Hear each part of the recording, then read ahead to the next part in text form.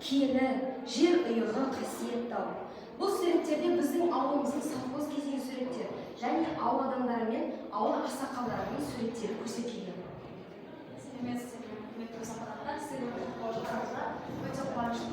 Бүгінгі өткізіп жатқан шахмат турниріміз Айтқажы Қазбекұлы 1903 жылы дүниеге келген. Қаралы Қанабидің ұрпағы Айтқажы Қазбекұлы ғалым, ұстаз, геология және минералогия ғылымдарына кандидаты, Қазақстан Республикасы жер қойнауының құрметті барлаушысы, профессор, Қазақ Республикасының минералды ресурстар академиясының корреспондент мүшесі.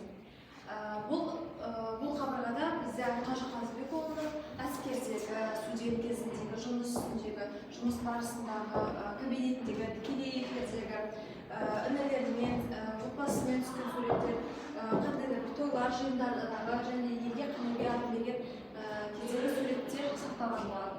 Мына бір суретке назар аударсақ, Қажы атамыздың 1939 жылы соғыс алдында отбасымен жақындарымен түскен суреттері болып табылады.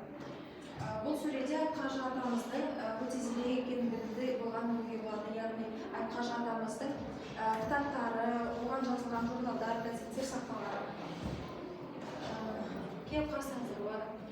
Бұл суретте Қажы атамыздың бағалары, әдіс-сақтары, бағалары, құжаттары, жұмысындағы көлемдері жөнінде үлгерімі сақталған болады.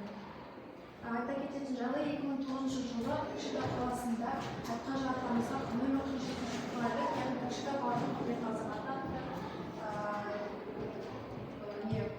сертификат сыйлаған болады.